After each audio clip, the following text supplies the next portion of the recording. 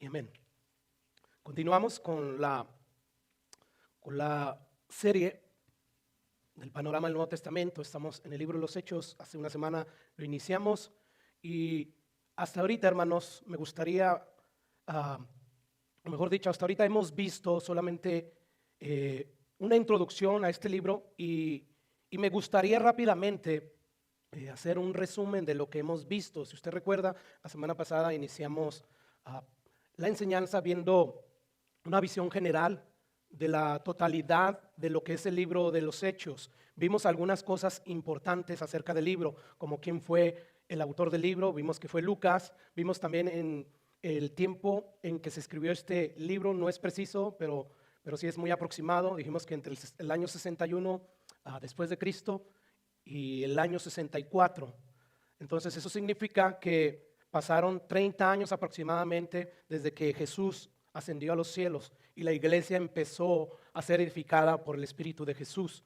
Vimos también, hermanos, el propósito principal de este libro, que en resumidas cuentas el propósito de este libro es darle simplemente continuidad a la obra o al plan de redención de Dios que inició desde antes de la fundación del mundo y que ahora Dios está usando su Espíritu para llenar a sus discípulos de poder y proclamar el Evangelio. Básicamente ese es el propósito del libro, darle continuidad al plan de redención de Dios. Y vimos también, hermanos, que en resumidas cuentas, algo todavía más resumido en cuanto al propósito del libro es, el libro nos muestra, nos proporciona la historia de la iglesia, la historia del cuerpo de Jesús, y nos deja ver la expansión del Evangelio, del mensaje que Jesús les encargó a ellos que proclamaran. Pero también nos deja ver la creciente oposición que se levanta cuando el Evangelio es proclamado. Después de eso, de haber visto de alguna manera general una visión, una vista panorámica de lo que es el libro de los Hechos, empezamos a estudiar los primeros 3 versículos de Hecho.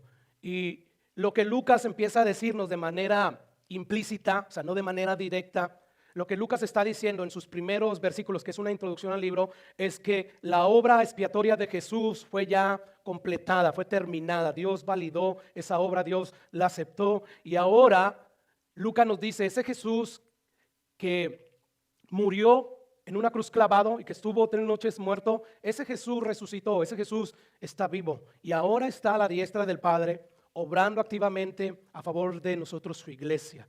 Entonces Lucas nos está diciendo, crean que Jesús vive, crean que Jesús está todavía reinando. Él se les presentó a sus discípulos con pruebas indubitables, convincentes, y hasta ahora los discípulos de Jesús declaran que Jesús está vivo. Y hasta ahora los discípulos de Jesús siguen anunciando el Evangelio. Han pasado más de 20 siglos y Satanás, o ni Satanás ni el mundo ha podido detener a la iglesia, ha podido detener que el Evangelio se proclame. Entonces Lucas no quiere que perdamos la certeza de esta enorme verdad, de que Jesús vive, de que Jesús está a la diestra del Padre, obrando activamente a favor de los suyos, a favor de todos sus discípulos. El olvidar esta verdad, hermanos, nos puede llevar al desánimo, nos puede llevar a tener que lidiar con almas abatidas, con almas deprimidas. Nos puede pasar lo que le pasó a los discípulos de Jesús. Jesús les prometió que iba a resucitar, que iba a regresar, y vaya que Jesús era digno de confiar porque Él les demostró a través de muchas señales, muchos milagros, que Él tenía el poder para dar su vida y para regresarla. Sin embargo, sus discípulos perdieron de vista las verdades de Jesús. ¿Y qué pasó con ellos? Ellos terminaron deprimidos, ellos terminaron tristes, cabizbajos, llenos de miedo.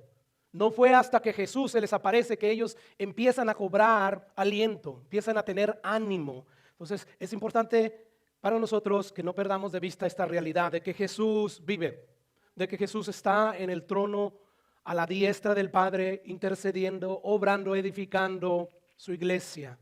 Es una realidad y nosotros tenemos que creerla. Pues básicamente esto fue lo que vimos la semana pasada. Ahora vamos a continuar con los próximos versículos, donde vamos a ver en el versículo 4 y 5 lo siguiente.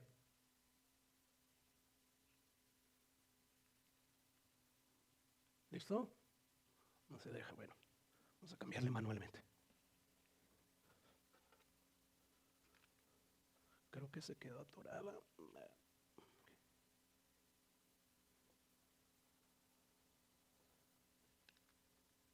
Ahí está. Dice ahí, estando juntos, les mandó, ¿quién? Jesús a sus discípulos, que no se fueran de Jerusalén, sino que esperasen la promesa del Padre, la cual les dijo, oíste de mí. Porque Juan ciertamente bautizó con agua, mas vosotros seréis bautizados con el Espíritu Santo dentro de no muchos días. Hay dos promesas muy importantes, muy significativas que Jesús le hizo a sus discípulos. La primera la vimos la semana pasada, que tenía que ver con que Jesús le dice a Pedro, sobre ti, Pedro, tú la roca, sobre ti, pequeño fundamento, voy a edificar mi iglesia y las puertas del Hades no van a prevalecer contra ella. O sea, Jesús estaba profetizando que nada ni nadie iba a poder parar la edificación de la iglesia, ni las fuerzas del infierno. Es una promesa que hasta el día de hoy la ha cumplido Jesús, porque después de 2000 años aquí estamos, ¿sí? Ha llegado ya el evangelio hasta lo último en la tierra, a los gentiles, y aquí estamos proclamando el evangelio. Entonces Jesús hizo esta promesa muy importante y la cumplió.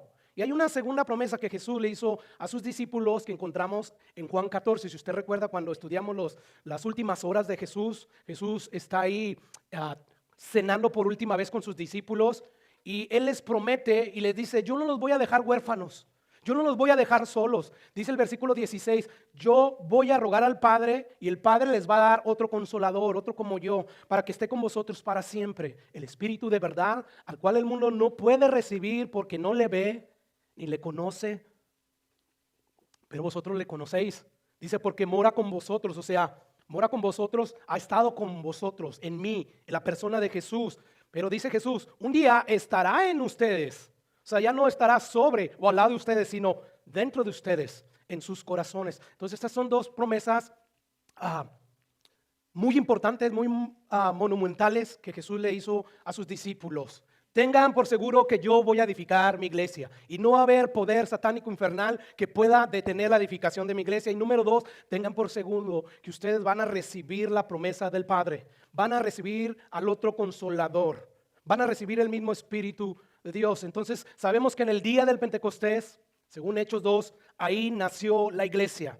Desde ahí, desde ese momento en adelante, Jesús empezó a edificar su iglesia, y esa iglesia se desarrolló y empezó a avanzar y empezó a expandirse hasta el día de hoy. Son dos promesas que Jesús ha cumplido. Eso nos dice que podemos confiar en las promesas de Jesús. Se puede confiar en Jesús porque lo que Él promete, Él cumple. No solamente porque Él es fiel a lo que Él promete, sino porque tiene el poder para cumplir sus promesas. Tú y yo podemos prometer ciertas cosas, pero dependen de muchas cosas que nosotros podamos cumplir esas promesas.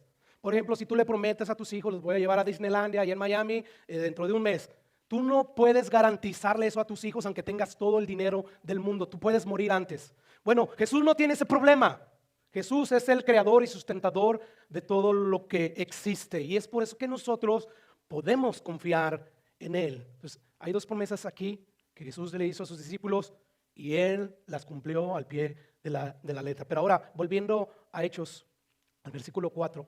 El capítulo 1, ahí vamos a notar que Jesús le dio una orden a sus discípulos, ¿verdad? ¿Qué les mandó? ¿Qué les ordenó? No se vayan, no salgan de Jerusalén, esperen la promesa. Aquí hay una orden.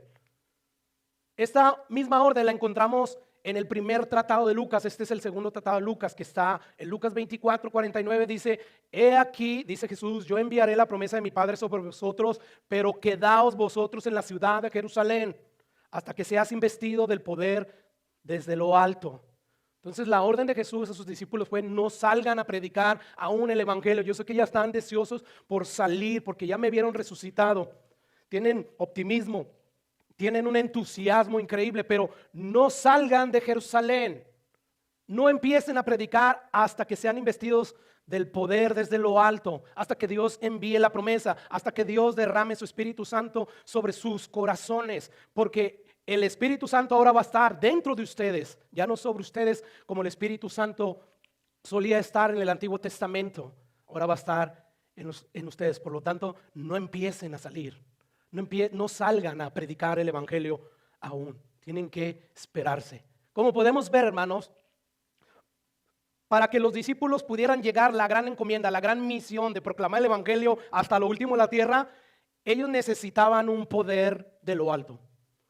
Quiere decir que llevar el evangelio a cabo, proclamarlo, necesitamos ese poder. Porque no es con fuerza humana, no es con entusiasmo, no es con inteligencia humana, ingenio humano, no es ni siquiera teniendo carisma, no tiene que ver con nada de eso. Toda capacidad, toda destreza del ser humano es incapaz de poder prevalecer contra la oposición que se levanta cuando uno empieza a proclamar el evangelio. Necesitamos el poder de Dios a través de su Espíritu Santo. Por eso es que Jesús, sabiendo esto, Él dice, no empiecen a llevar a cabo la proclamación del evangelio. No, quédense en Jerusalén. El Padre va a enviar la promesa, va a enviar su Espíritu Santo. Escuche lo que Jesús le responde a sus discípulos en Hechos 1, versículo 8. Después de que le preguntan, Jesús, ¿vas a restaurar tú el reino? O sea, ya lo vas a, ese reino que Dios le prometió al pueblo de Israel, lo vas a restaurar porque todavía seguimos bajo la opresión del imperio romano. Y escucha lo que Jesús les dice, no os toca a vosotros saber los tiempos o los sazones que el Padre puso en su sola potestad. O sea, en otras palabras Jesús le está diciendo, a ustedes no les corresponde esto, a ustedes no les incumbe esto, el saber las fechas, las horas de los planes de Dios. No, estos planes, la ejecución de estos planos le pertenecen solamente a Dios.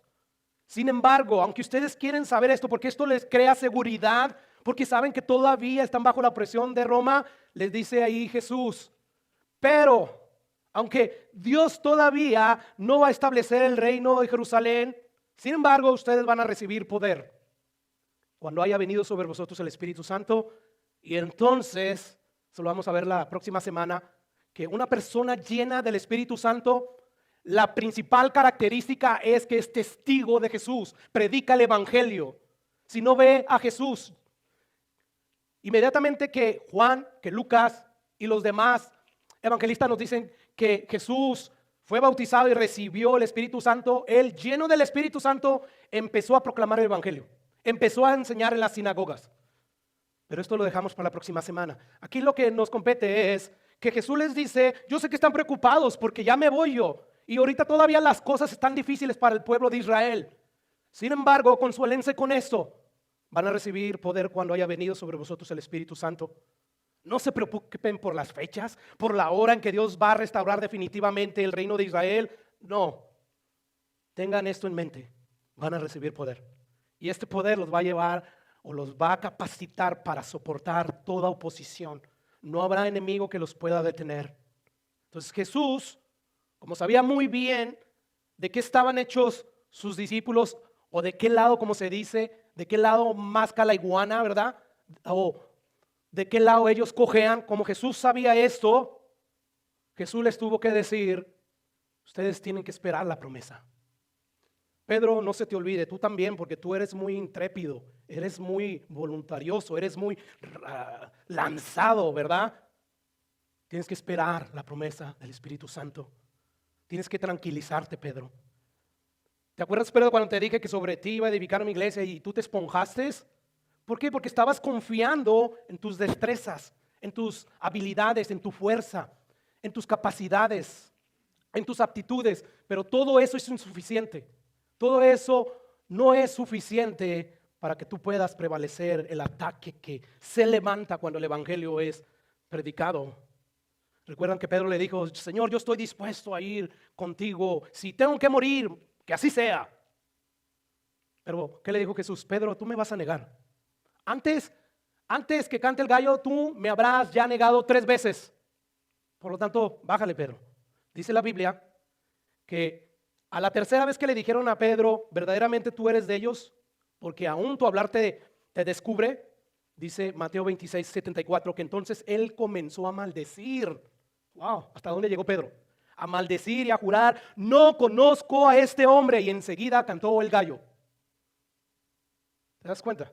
Y dice ahí que entonces Pedro se acordó de las palabras de Jesús, que le había dicho, antes que cante el gallo me negarás 3 veces.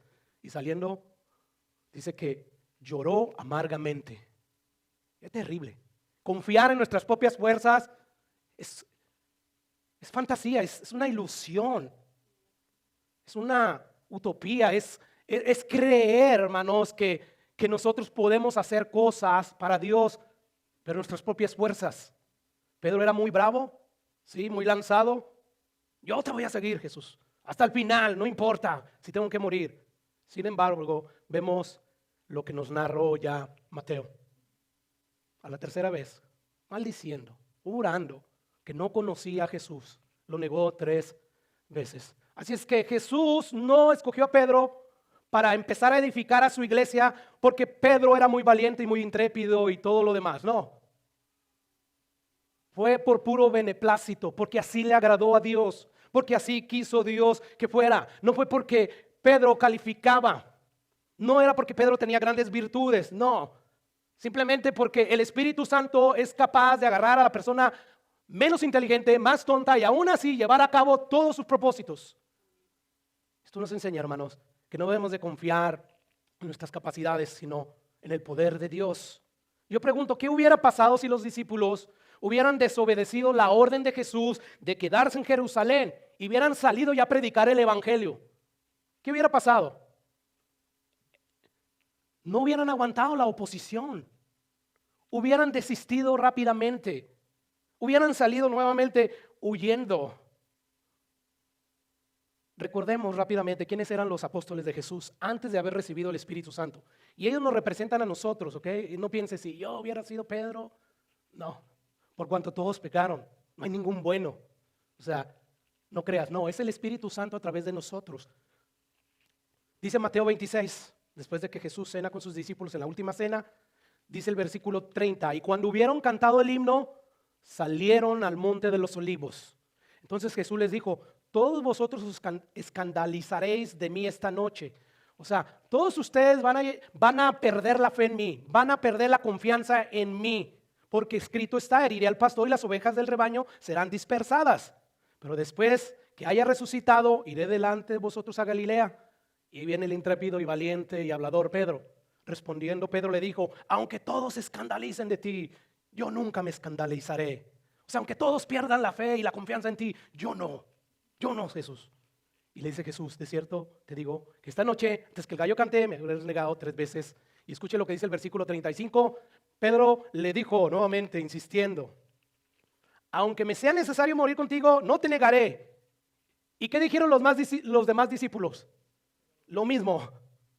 Hasta la muerte, Jesús. Nunca dejaremos de confiar en ti. Ya ahí ya estaban desconfiando en Jesús. Jesús les está diciendo lo que va a pasar y no le creen. No, es que tú estás equivocado, Jesús. Te decimos que vamos a ser leales hasta el final, fieles. Sin embargo, sabemos que no fue así, ¿verdad? Ellos no cumplieron la promesa. Dice la Biblia que cuando se presenta este grupo cuantioso de hombres o este grupo compuesto por alguaciles del templo, oficiales del templo, por líderes religiosos y otras personas que venían con espada y con palos. Cuando se presenta todo este grupo para arrestar a Jesús, dice Marcos 14, entonces todos los discípulos dejándole huyeron, le abandonaron. Aquí están los que nunca vamos a dejar de confiar en ti, Jesús. Hasta la muerte estamos contigo. ¿Pero qué pasó? No cumplieron con la promesa. Ellos estaban tan llenos de miedo que escuchen lo que dice el versículo 51. Dice, pero cierto joven le seguía, cubierto el cuerpo con una sábana, y ¿qué dice ahí? Le prendieron. O sea, lo cacharon. Tú eres también seguidor de Jesús. Mas él, dejando la sábana, huyó desnudo. A este hombre no le importó salir corriendo en la vía pública desnudo. ¿Por qué? Porque se llenó de miedo. Más vale aquí corrió que aquí quedó, ¿no? Salió corriendo él. Yo creo, hermanos, que cuando una persona en su sano juicio corre por la calle desnuda es porque tiene miedo de quien lo está persiguiendo. Bueno, los discípulos estaban muertos de miedo. Llegó la primera persecución donde el maestro permite que llegue la persecución y que arrase a sus discípulos y ellos huyen despavoridamente. Y esto es lo que le pasa a todos aquellos que proclaman el evangelio sin el poder del Espíritu Santo. Cuando la oposición fuerte viene, ellos salen huyendo, salen para esconderse. Así es que Jesús sabía de lo que los discípulos estaban hechos, del poder del ser humano, insuficiente para llevar a cabo esta gran encomienda. Por eso es que les dice, quédense en Jerusalén, no salgan. Por favor, no confíen en ustedes. Quédense en Jerusalén hasta que Dios envíe la promesa. No es verdad, hermanos, que desde un punto de vista humano, sabiendo nosotros lo que eran los discípulos, porque aquí nos registra la Biblia, eran inconstantes en su fe, temerosos, personas con un pobre nivel económico, social, sin educación académica, personas del vulgo que no se destacaban sobre los demás, personas que tenían trabajos simples, personas que se caracterizaban de hecho por ser más desobedientes que obedientes. Recordemos algunos incidentes donde demuestra la desobediencia a ellos. Jesús les dice: voy a ir a orar, quédense a orar y a velar conmigo. Jesús se va y ¿qué sucede? Le obedecieron, ¿verdad? No se mantuvieron despiertos. Jesús no te va a pedir algo que tú no puedas hacer. Tú no puedes decir: es que ya estaban tan cansados. No, cuando Jesús nos pide algo es porque lo podemos hacer. Ellos desobedecieron. Después de que resucita, Jesús les dice: vayan a Jerusalén, espérenme. ¿Y qué hacen ellos? Lo esperaron, ¿verdad? En Galilea. No hicieron eso. Se fueron a sus antiguos trabajos a pescar. Tuvo que ir Jesús nuevamente por ellos. Entonces, hermanos, desde un punto de vista humano, o sea, conociendo a estos discípulos, todo lo que ellos son, darles una responsabilidad tan enorme como esta de ir y predicar el evangelio, dígame si no es una malísima idea. Lo es. Esto sería como el equivalente a que cada uno de nosotros, a través de un grupo de niños menores de 6 años, nosotros promocionáramos un buen producto y le dijéramos a esos niños: vayan y vendan ese producto a cada rincón de la tierra. Eso sería una bobería, una tontería, ¿verdad? Lo es. Si tú dices: no, si es capaz, tú todavía no entiendes que la lucha entre el cristiano o la lucha del cristiano no es contra carne y sangre, sino contra ¿qué? Huéspedes de maldad, el mismo infierno. Por lo tanto, no pienses: no, es que empezamos a hacer esto y lo otro, aquello. No se puede. Por eso Jesús les dijo claramente: quédense en Jerusalén. ¿Hasta cuándo? Hasta que sean investidos de poder desde lo alto. Porque entonces, y solamente entonces, ustedes van a poder llevar a cabo la misión que yo les he dado. Yo les he dado una misión enorme, pero les he proveído lo que ustedes necesitan. Les he proveído el poder que ustedes necesitan para llevar a cabo la misión. Así es que si estos hombres van a cambiar el curso de la historia humana, necesitan un poder sobrenatural. Necesitan un poder infinitamente mayor que el que ellos tienen. Recordemos la vida de Jesús mientras estuvo aquí en la tierra. El mismo Jesús necesitó el poder del Espíritu Santo para cumplir con la misión que Dios le dio aquí en la tierra. Imagínate, el mismo Jesús. Dice la Biblia que cuando Jesús fue bautizado por Juan el Bautista, Juan dice, o mejor dicho, Juan el Bautista, dice Lucas, que él vio los cielos abiertos y vio cómo el Espíritu Santo descendió como paloma y se sentó sobre Jesús. Y Lucas nos dice que inmediatamente después que Jesús recibe el Espíritu Santo, dice Lucas capítulo 4 versículo 1, Jesús lleno del Espíritu Santo volvió del Jordán y fue llevado por el Espíritu al desierto por 40 días y era tentado por el diablo. ¿Cómo crees que Jesús venció al diablo? Porque estaba lleno del Espíritu Santo. No lo hizo en sus propias fuerzas. Recuerda, Jesús está viviendo la vida humanamente. Sí, es 100% Dios, pero es humano. Él vino a demostrarnos humanamente cómo obedecer a Dios. Entonces dice ahí Lucas que cuando él fue lleno del Espíritu Santo, el mismo Espíritu Santo lo lleva al desierto para ser tentado por el diablo. Inmediatamente después de que él es tentado, dice unos versículos más abajo de Lucas, dice el versículo 14, y Jesús volvió en el poder ¿de qué? Del Espíritu Santo a Galilea y se difundió su fama. ¿Por qué se difundió su fama por toda la tierra? Porque tenía el poder del Espíritu Santo.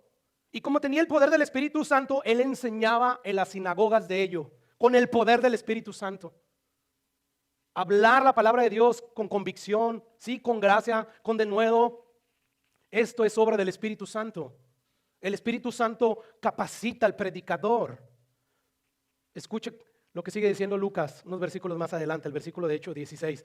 Vino a Nazaret donde se había criado, y en el día de reposo entró a las sinagogas conforme a su costumbre y se levantó a leer. Una persona llena del Espíritu Santo tiene la buena costumbre de leer la Biblia y de enseñarla. Si hay alguien que nos va a mostrar qué es ser lleno del Espíritu Santo, es Jesús. Y dice, y se le dio el libro del profeta Isaías, y habiendo abierto el libro, halló el lugar donde estaba escrito. Y dice ahí, el Espíritu del Señor está sobre mí. Por cuanto me ha ungido, ¿para qué? ¿Para qué le ha dado Dios su Espíritu a Jesús? Para darle poder, ¿verdad? ¿Pero para qué? Para dar buenas nuevas a los pobres, para proclamar el evangelio, que cuando ahí dice que fue enviado a sanar los quebrantados de corazones, está hablando precisamente de esas personas que son pobres de espíritu y que lloran, o sea, del pecador que se arrepiente. Está hablando de la salvación, del evangelio, de una manera espiritual. No pienses físicamente, que aunque Jesús hizo eso en algunas personas, pero no lo hizo en todas. Y sigue diciendo ahí, a pregonar libertad a los cautivos. El hombre es cautivo de su pecado. Y Jesús, con el poder del Espíritu Santo, predicó el evangelio. Que en el evangelio está el poder de Dios para salvar. ¿Te das cuenta? Esa es una persona llena del Espíritu Santo. Y dice que hay que le dio vistas a los ciegos, a poner libertad a los oprimidos, a predicar el año agradable del Señor. Y Jesús dice, hoy se ha cumplido esta profecía, esta palabra. Como le dije, la próxima semana vamos a hablar más sobre el mensaje que Jesús le dio a sus discípulos. Pero solo nos vamos a limitar a decir que Jesús, para que Él pudiera cumplir con la misión de proclamar el evangelio y hacerlo con sabiduría y con denuedo, Él necesitó del poder del Espíritu Santo. Escucha lo que Isaías profetizó acerca del Mesías. Isaías capítulo 11, versículo 1, dice, saldrá una vara del trono de Isaí. ¿Quién era Isaí? El papá de David, ¿verdad? O sea, saldrá una vara del tronco, por decir así, de la familia de David. Un vástago retoñará de sus raíces. Está hablando del Mesías. Y dice el versículo 2, y reposará sobre él espíritu de ¿qué? De Jehová, espíritu de sabiduría, de inteligencia, de consejo, de poder, de conocimiento y de temor. Según este pasaje, ¿de dónde obtenía Jesús sabiduría, inteligencia, consejo admirable, poder, conocimiento? ¿De dónde? Del Espíritu Santo de Dios. Así es que es evidente que el poder del Espíritu Santo es lo único que puede hacer posible que el reino de Dios avance. No hay otro poder que pueda causar que el reino de Dios avance. Solamente el Espíritu Santo. Porque como decía hace unos minutos atrás, nuestra lucha no es contra sangre y carnes, sino como dice Efesios, contra principados, contra potestades de las tinieblas, contra gobernadores y huestes espirituales de maldad. Es decir, contra las mismas fuerzas del mismo infierno, del mismo Satanás. El reino de Dios avanza gracias al Espíritu Santo de Dios obrando en sus discípulos. No es porque hoy los predicadores son muy carismáticos, muy inteligentes, muy sabios. No, es por el Espíritu Santo de Dios. En Zacarías 4 encontramos a los enemigos de Dios empeñándose a no permitir que el templo de Dios fuera reconstruido. O sea, recuerda que Dios llevó a su pueblo a la cautividad. Después de 70 años, Dios los llama y les dice, regresen, es tiempo de regresar, reconstruyan el templo. Bueno, Zacarías recibe un mensaje de un ángel que Dios lo envía y le dice, dile a Zorobabel, que era el encargado de regresar con ciertos judíos a Jerusalén y reconstruir el templo, dile a él que sus manos echarán el cimiento de esta casa y sus manos la acabarán y conocerán que Jehová de los ejércitos me envió a vosotros. Y escuche lo que continúa diciendo el ángel. Dice, entonces respondió y me habló diciendo, esta es palabra de Jehová a Zorobabel, que dice, no con ejército ni con fuerza, sino con mi espíritu, ha dicho Jehová de los ejércitos. Y dice ahí el versículo 7, ¿quién eres tú, oh gran monte? O sea, aquí Dios se está refiriendo a la oposición, a los enemigos que se levantaron para hacer desistir a Zorobabel. ¿Quiénes son todos ustedes? Delante de Zorobabel serás reducido a llanura. O sea, esta es una manera de Dios decir románticamente, poéticamente, ustedes van a ser destruidos. ¿Pero gracias a qué? A que el Espíritu Santo está obrando a favor del pueblo de Dios. No es con ejército, no es con fuerza humana, no, es con el Espíritu Santo de Dios. Siempre ha sido así desde el principio hasta el día de hoy. La iglesia avanza gracias al poder del Espíritu Santo. No gracias al ejército humano, no gracias a la fuerza humana, a la sabiduría humana, al conocimiento humano, a la psicología hoy, que como nunca antes la llamada iglesia moderna quiere usar la psicología para hacer avanzar el reino de Dios. De verdad, qué raro están todas estas personas que por no leer, no escudriñar la palabra de Dios, no se dan cuenta que la iglesia avanza a través del poder del Espíritu Santo. Yo quisiera rápidamente que ahondáramos un poco más acerca o en el tema de la persona del Espíritu Santo. Mire el versículo 10 de Zacarías. Dice ahí, porque los que menospreciaron el día de las pequeñeces se alegrarán. Estamos todavía en Zacarías 4, pero estamos en el versículo 10. Dice, se alegrarán y verán la plomada en la mano de Zorobabel. Una plomada, ¿sabes lo que es eso? Como para nivelar cuando hay una construcción, para dejar a flush, no sé, una pared o algo. Bueno, o sea, Zorobabel va a usar la herramienta para edificar. Y esa herramienta que él va a usar va a ser lo suficiente como para lograr que se reedifiquen los cimientos del templo. O sea, es una seguridad. Y escucha lo que dice ahí al último. Estos 7 son los ojos de Jehová que recorren toda la tierra. La pregunta es, ¿a quién se refiere Zacarías cuando dice estos 7 son los ojos de Jehová que recorren toda la tierra? ¿A qué se refiere? Sabemos que la Biblia se interpreta a sí mismo, ¿verdad? Apocalipsis 5. Aquí sabemos que Juan está teniendo una visión en la isla de Patmos acerca de las cosas futuras. Y escucha lo que dice Apocalipsis capítulo 5, versículo 6. Dice Juan, miré y vi que en medio del trono y de los 4 seres vivientes y en medio de los ancianos estaba en pie un cordero como inmolado. O sea, estaba Jesús, que tenía 7 cuernos y ¿qué? 7 ojos, los cuales son los 7 espíritus de Dios enviados por toda la tierra. Por este versículo sabemos que los ojos, esos que habla Zacarías, esos ojos son los 7 espíritus de Dios y que por cierto que Jesús tiene también. La pregunta es entonces, y eso se levanta en nuestras mentes cuando leemos pasajes como estos, entonces ¿Dios tiene un espíritu o 7? Es algo confuso, ¿verdad? Hay mucho misterio ahí. Nosotros solamente nos podemos limitar a sacar conclusiones a la luz de lo que la Biblia nos da acerca de este tema. Por lo tanto, vamos a seguir viendo otros pasajes en Apocalipsis que nos hablan de estos 7 espíritus de Dios. Apocalipsis 1:4. Dice, yo Juan, o Juan a las 7 iglesias que están en Asia, gracia y paz a vosotros, del que es y que era y que ha de venir, y de los 7 espíritus que están delante de su trono. El propósito de leerles estos pasajes es para que vean que no es un pasaje aislado, nada más. No, hay algunos pasajes lo suficiente para decirnos o para darnos luz, para poder interpretar, quizás no precisamente, pero para poder interpretar decente, no quiero decir decentemente, pero no alocadas la Biblia, por decirlo así.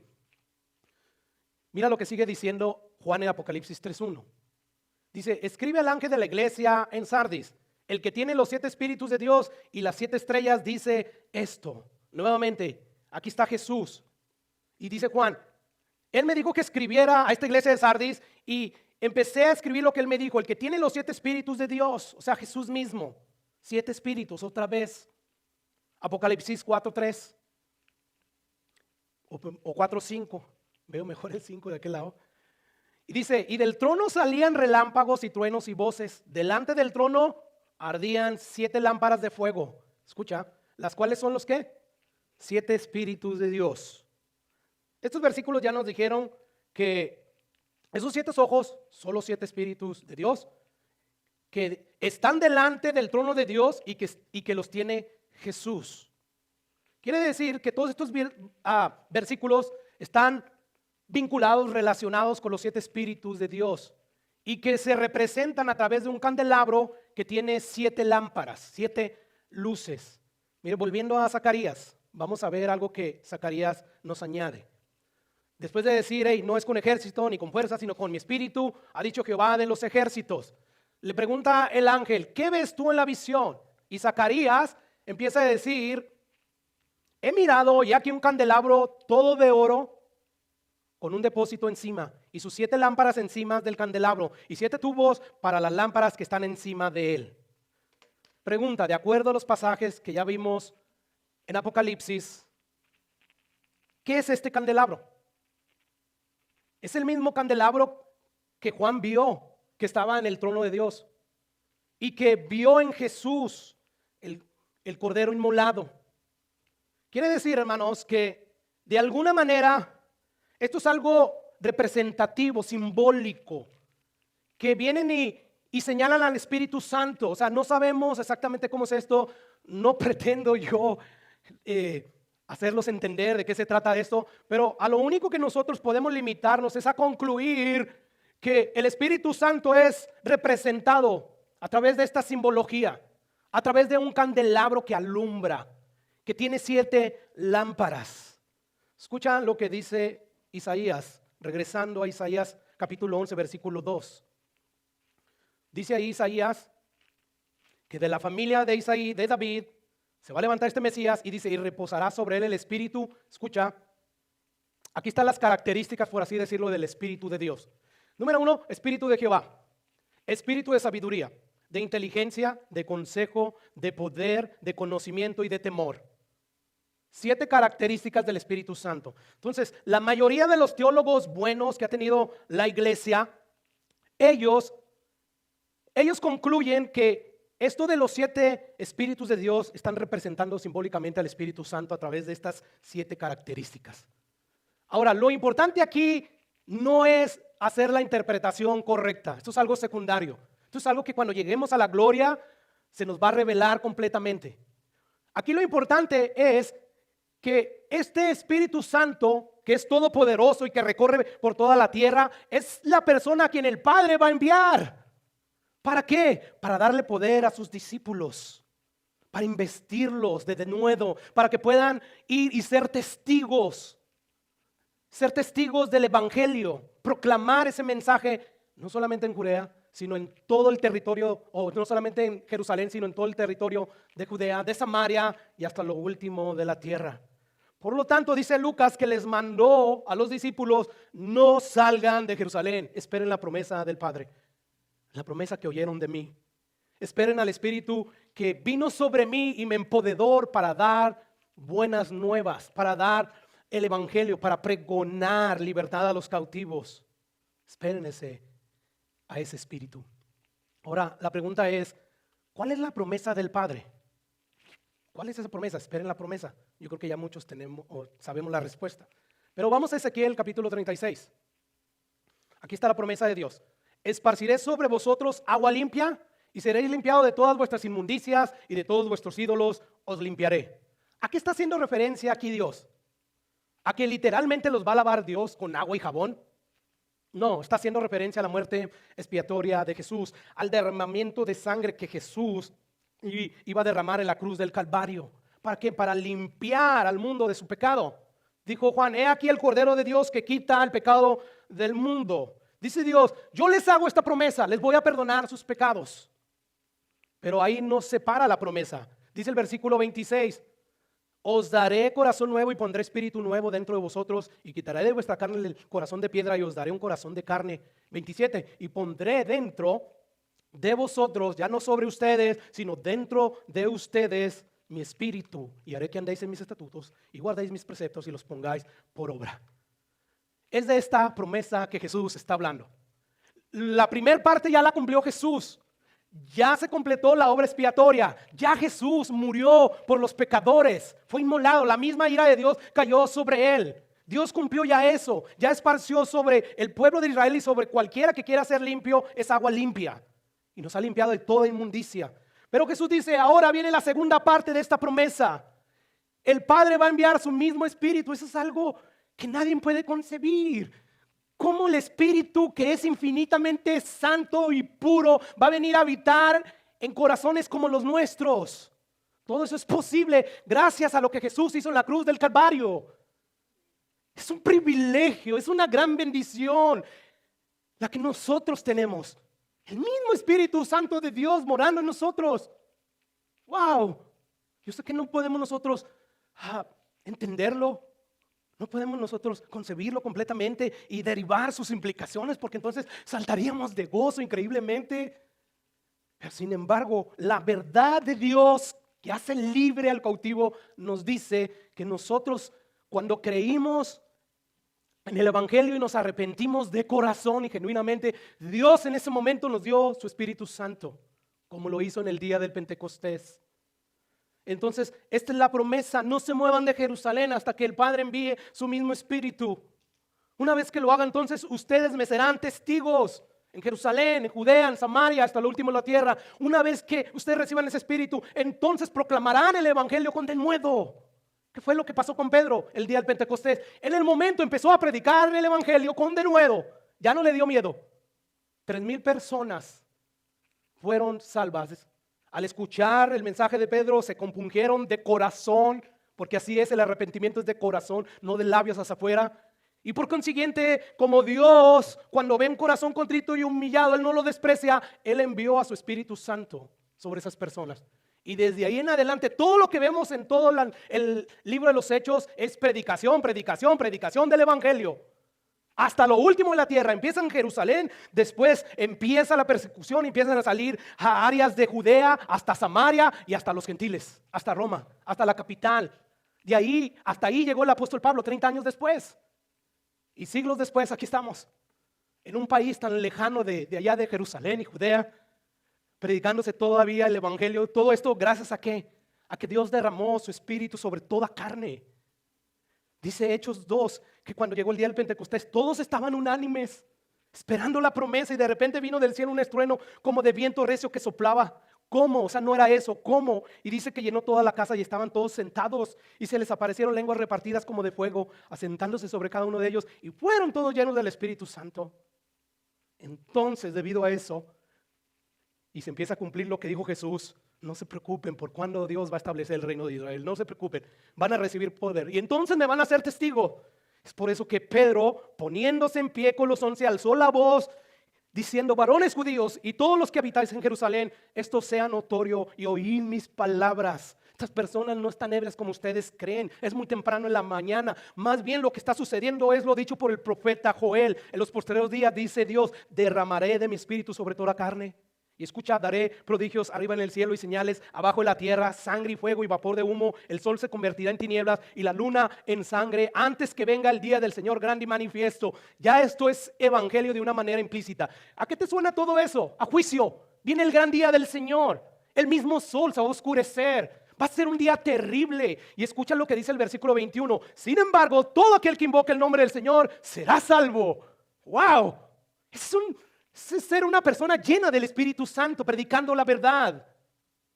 Lo primero que hicieron ellos, al ser llenos del Espíritu Santo, sí hablaron en lenguas como señal para validar que lo que ellos estaban hablando venía de Dios y los demás judíos supieran. Dios dice: les voy a dar lenguas diferentes, pero lenguas que se entienden y que los demás los van a entender. Esto solamente como señal, porque 30 años después Pablo nos empieza a decir: todos hablan en lenguas. No.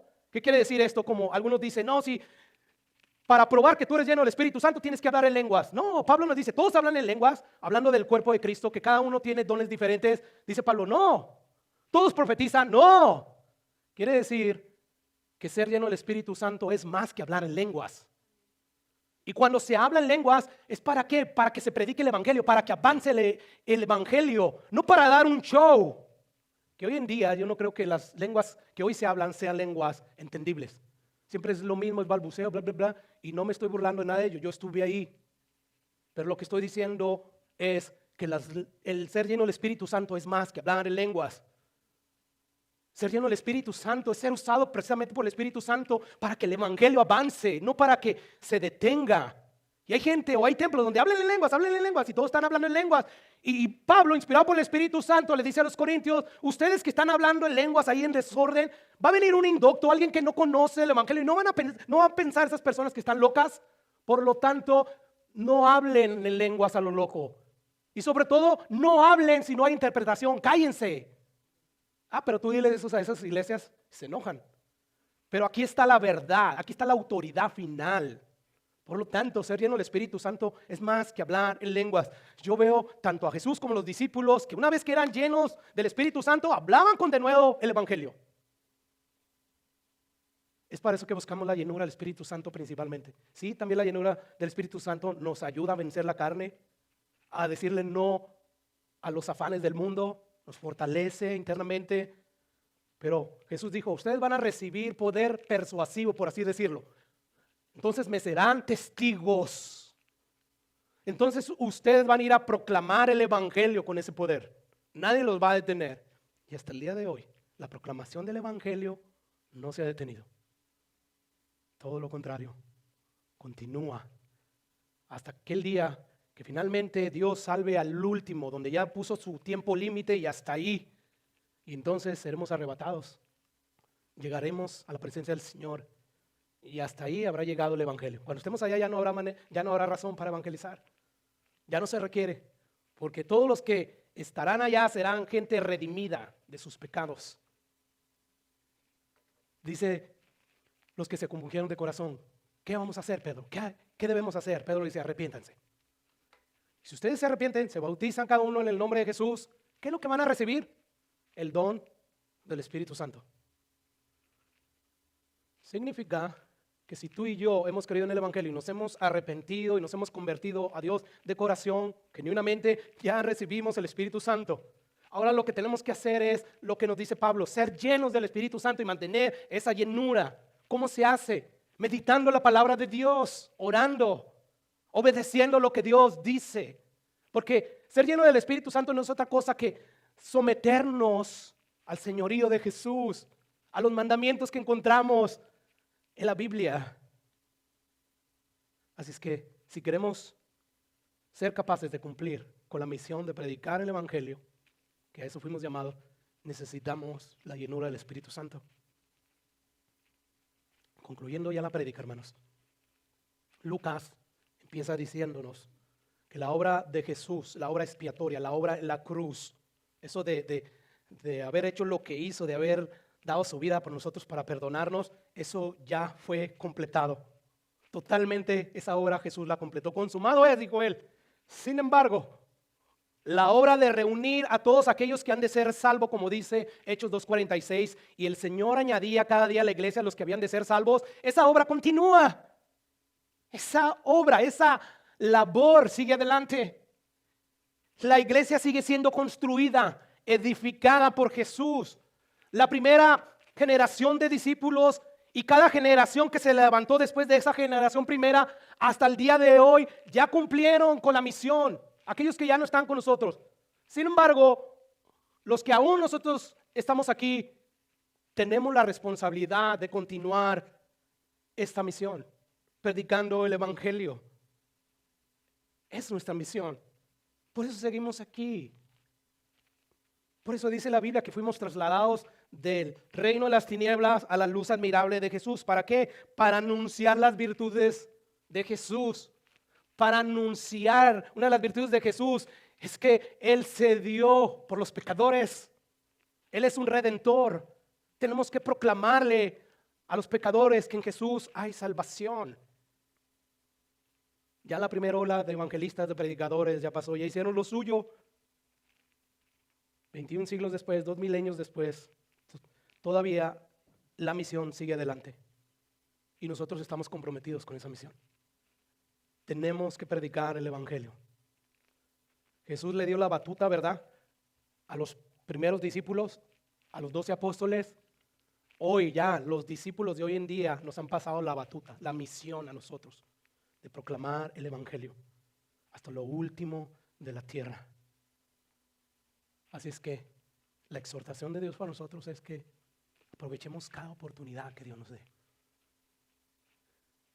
Si quieres regalar tratados bíblicos, asegúrate que sean bíblicos, que hay tratados que ensalzan al hombre y ven a Jesús para que Él te dé lo que tú necesitas aquí terrenalmente. No, tratados bíblicos que te dicen, tú eres un pecador, la ira de Dios viene, por lo tanto, refúgiate en Jesús. Esos tratados, empiézalos a dárselos a la gente. Si supiéramos cuántas personas Dios ha salvado a través de un tratado bíblico. Eva me contaba de un testimonio que escuchó en la radio, de una madre que estaba a punto de quitarse la vida. Iba a ir a hablar con su hijo y después de eso iba a regresar y se iba a quitar la vida. Pero en el transcurso de ella ir hacia donde estaba su hijo, alguien en el tren le dio un tratado bíblico y ella lo empezó a leer. Gracias a ese tratado Dios lo usó, le habló y esa persona ahora es salva. Una persona que aparte tenía un hijo homosexual. El mismo evangelio que se le predicó a través de un tratado a esa persona fue el mismo evangelio que salvó a su hijo homosexual. El evangelio, como dice Pablo, es poder de Dios para salvación a todos. Por eso no se avergonzaba Pablo, aunque para los griegos era una tontería. ¿Qué? ¿Tú sigues a un Jesús que murió? Los judíos querían señales, ¿verdad? No nos avergoncemos del evangelio. Quiera Dios darnos de nuevo para proclamar el evangelio. Y aunque sabemos que muchos nos van a rechazar, pero eso no nos debe desanimar a dejar de predicar el evangelio. No, nuestra labor, nuestra responsabilidad es nada más proclamar el evangelio. Es todo lo que tenemos que vivir. Todo aquel que cree en el evangelio será salvo. Pero ¿cómo oirán? ¿Cómo creerán si nadie les predica? ¿Y cómo les van a predicar si no son enviados? Hermosos son los pies de los que anuncian la paz. Amén. Esfuércese. Yo sé que para cada discípulo de Jesús se vuelve a veces difícil proclamar el evangelio y ser valiente. Pero pidámosle a Dios que nos dé de nuevo valentía para proclamar el evangelio. En tus propias palabras. No digas, no, es que yo soy un burro, una burra. Si usted supiera mi nivel académico tan bajo que yo tengo, no llegué ni a primaria. No es con ejército, no es con espada. Es con el Espíritu Santo de Dios cuando se proclama la verdad del evangelio. Amén. Vamos a orar y hay una última canción que quisiera que cantáramos. Padre, gracias por tu palabra, porque ella es viva, porque ella, Señor, nos vivifica, nos sustenta, nos enseña, nos alumbra el camino. Y en esta hora, Padre precioso, hemos escuchado de la gran responsabilidad que nos has dejado, Padre, que tenemos como discípulos tuyos de ir y proclamar el evangelio. Nos has dejado bien en claro que para poder ser testigos de Jesús, proclamando el evangelio, necesitamos la llenura de tu Espíritu Santo. Tú ya nos has investido, nos has dado tu Espíritu Santo a aquellos que hemos creído genuinamente en el evangelio. El Espíritu Santo tuyo y amor en nosotros. Ayúdanos ahora, Dios, a dejar que se levante en medio de nosotros, a no contristarlo, a no apagarlo, al permitir, oh Dios, que inmundicia llene nuestras mentes, nuestros corazones. Te pedimos que nos ayudes, que nos des de nuevo para proclamar tu palabra. Te pedimos perdón porque creo que todos somos culpables de en ocasiones ser cobardes, de no tener las agallas, Señor, suficientes para proclamarle el evangelio a aquellos que tú pones a nuestro alrededor. Oh Padre precioso, danos de nuevo. Ayúdanos a ver la importancia, la responsabilidad tan grande que tenemos para que esto nos lleve, Padre precioso, a poder ser más intencionales, a ir y predicar el evangelio, Señor. En el nombre de Jesús, Padre, ayúdanos, Padre. Queremos ser fieles. Amén y amén. Si has terminado de orar, puedes cantar con nosotros la próxima alabanza.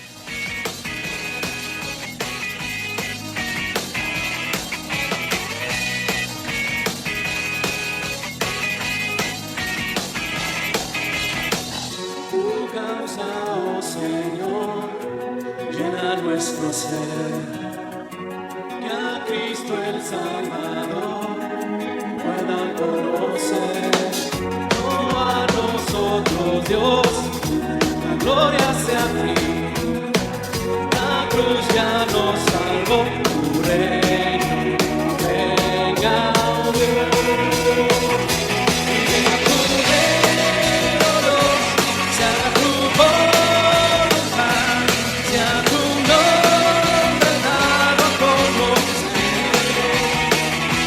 Se oiga tu canción.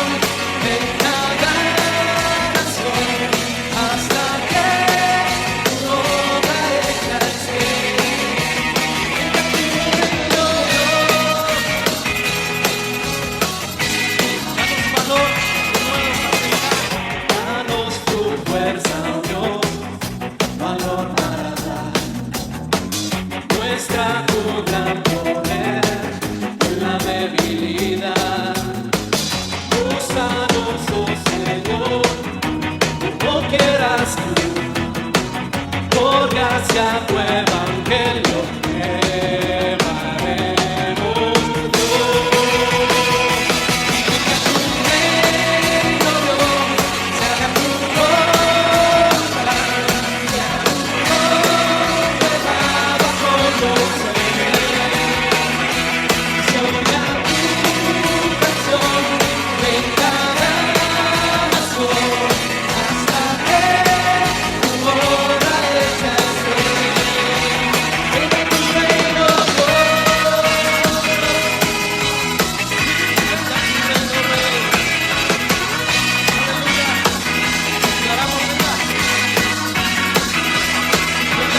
reino, Dios, se haga tu voluntad, sea tu nombre dado a conocer. Se oiga tu canción